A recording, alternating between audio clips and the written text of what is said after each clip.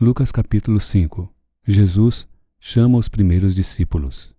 Certo dia, Jesus estava perto do lago de Genezaré, e uma multidão o comprimia de todos os lados para ouvir a palavra de Deus. Viu à beira do lago 2 barcos, deixados ali pelos pescadores que estavam lavando as suas redes. Entrou num dos barcos, o que pertencia a Simão, e pediu-lhe que o afastasse um pouco da praia. Então sentou-se, e do barco ensinava o povo. Tendo acabado de falar, disse a Simão: "Vá para onde as águas são mais fundas." E a todos: "Lancem as redes para a pesca." Simão respondeu: "Mestre, esforçamo-nos a noite inteira e não pegamos nada. Mas por que és tu quem está dizendo isto? Vou lançar as redes." Quando fizeram, pegaram tal quantidade de peixes que as redes começaram a rasgar-se. Então fizeram sinais a seus companheiros no outro barco, para que viessem ajudá-los. E eles vieram, e encheram ambos os barcos, ao ponto de começarem a afundar. Quando Simão Pedro viu isso, prostrou-se aos pés de Jesus, e disse: "Afasta-te de mim, Senhor, porque sou um homem pecador." Pois ele e todos os seus companheiros estavam perplexos com a pesca que haviam feito, como também Tiago e João, os filhos de Zebedeu, sócios de Simão. Jesus disse a Simão: "Não tenha medo, de agora em diante você será pescador de homens." Eles então arrastaram seus barcos para a praia, deixaram tudo e o seguiram. A cura de um leproso. Estando Jesus numa das cidades, passou um homem coberto de lepra. Quando viu Jesus, prostrou-se, rosto em terra, e rogou-lhe: "Se quiseres, podes purificar-me." Jesus estendeu a mão e tocou nele, dizendo: "Quero, seja purificado." Imediatamente a lepra o deixou.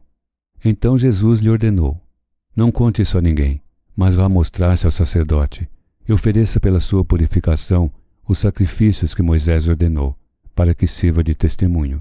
Todavia, as notícias a respeito dele se espalhavam ainda mais, de forma que multidões vinham para ouvi-lo e para serem curadas de suas doenças. Mas Jesus retirava-se para lugares solitários e orava. Jesus cura um paralítico.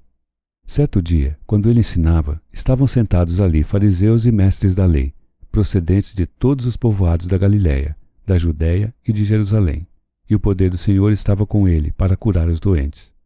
Vieram alguns homens, trazendo um paralítico numa maca, e tentaram fazê-lo entrar na casa, para colocá-lo diante de Jesus.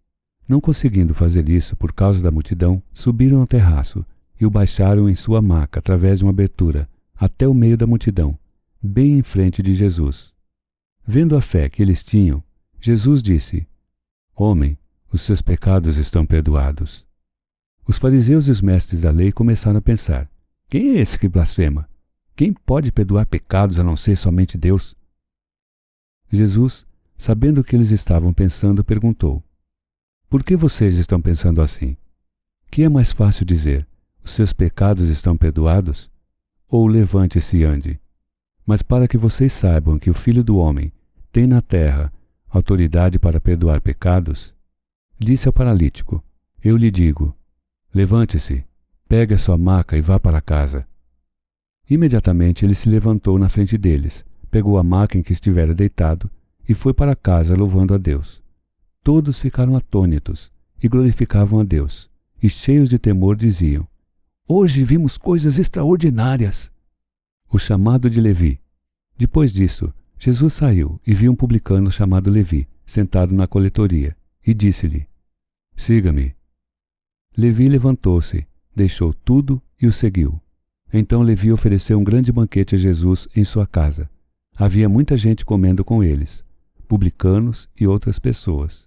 Mas os fariseus e aqueles mestres da lei, que eram da mesma facção, queixaram-se aos discípulos de Jesus: "Por que vocês comem e bebem com publicanos e pecadores?"